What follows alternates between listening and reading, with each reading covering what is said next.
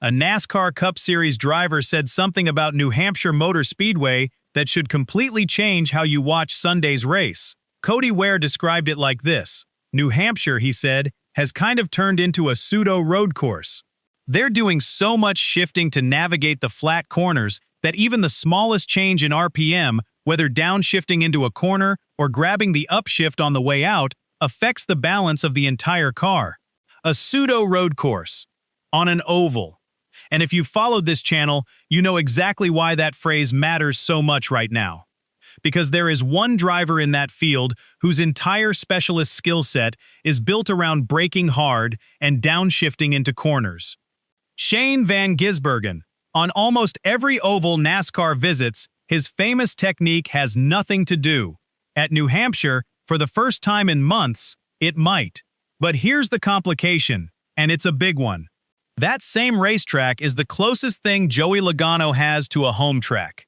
It's where he made his Cup debut. It's where he won his first ever race, as the youngest winner in the sport's history.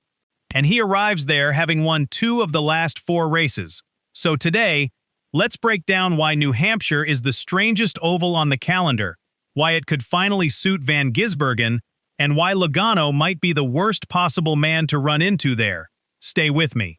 Welcome back to Freedom Line News, the channel where we don't just chase the drama, we break down what really happened.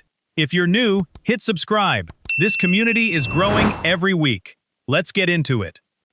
Let's establish what makes this place so unusual, because it genuinely is unlike anything else NASCAR runs on. New Hampshire measures 1.058 miles. That length alone isn't remarkable. What's remarkable is the banking, just 2 to 7 degrees in the corners. That is nearly flat. For comparison, Atlanta, since its reprofile, runs 28 degrees.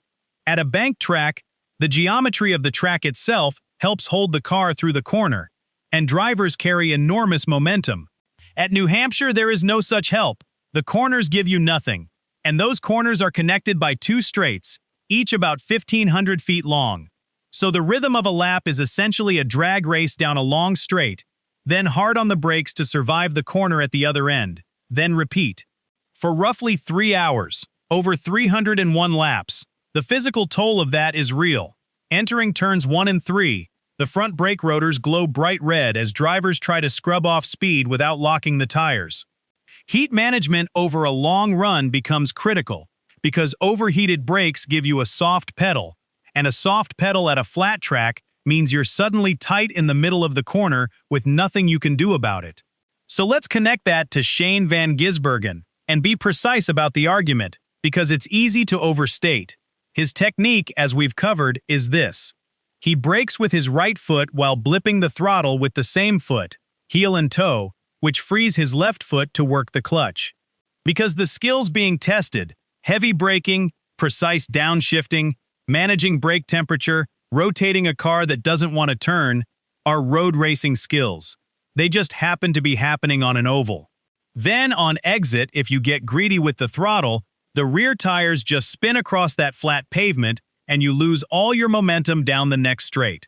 That is why Cody Ware reached for the phrase pseudo-road course. And he modulates that clutch to stop the rear wheels from locking under braking. His own words for the purpose are that he uses it to control the rear locking. Now think about where that skill is useful. On a super speedway, it's worthless. You're flat out in top gear and there's essentially no braking at all. On most intermediate ovals, it's close to worthless for the same reason. That is precisely why all 8 of his Cup wins have come on road courses, and precisely why he spent this season describing himself as the weak link on ovals. But New Hampshire asks the questions his technique was built to answer. Heavy braking into a flat corner where the rear end wants to step out. Downshifting on entry. Rotating a car that doesn't want to rotate. This is, on paper, the closest an oval on the NASCAR schedule gets to being his natural habitat. And there's a small piece of evidence supporting that too. He was running inside the top 10 at New Hampshire last year, on merit, before getting turned around midway through the race. That wasn't luck.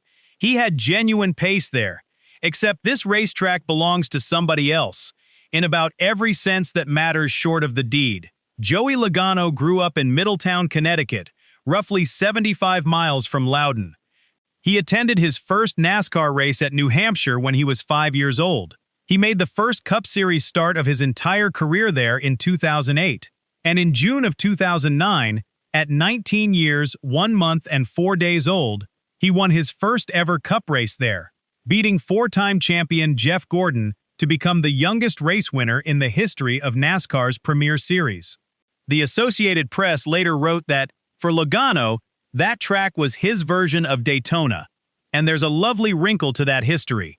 The 2009 win was rain-shortened at 273 of 301 laps, and it always gnawed at him.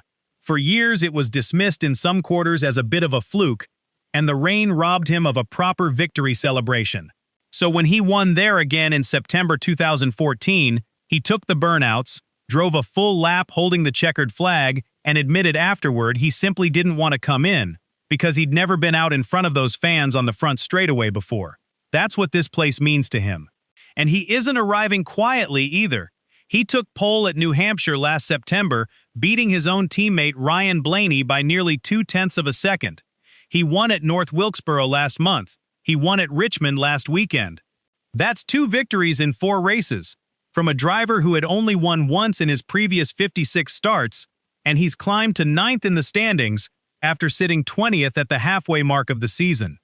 Whatever was wrong with the number 22 team earlier this year is comprehensively fixed. Now, before anybody gets carried away with the idea that Sunday is Van Gisbergen's oval breakthrough, let me be honest about the limits of my own argument, because there are 3 real ones. First and most important, Cup cars run a 5-speed sequential gearbox, where the clutch is largely unnecessary for changing gear. So even at a track that rewards braking and downshifting, Van Gisbergen cannot deploy his full toolkit the way he can in a truck, which still uses the traditional manual box requiring the clutch. The track suits his instincts. The car still blunts them. Second, Trackhouse's qualifying problem has not gone away. He started 31st at Richmond. His own crew chief has said plainly that the team needs to qualify better. At a flat 1-mile track where passing is genuinely difficult and track position is everything, starting deep in the field is a much bigger handicap than it would be somewhere else. Third, being suited to a track and being fast at a track are different things. Van Gisbergen has shown pace at New Hampshire before, but he has never conquered it, and one encouraging run last year is a thin foundation to build a prediction on. So the honest framing is this: New Hampshire is probably the most favorable oval remaining on the calendar for a driver with his particular skills.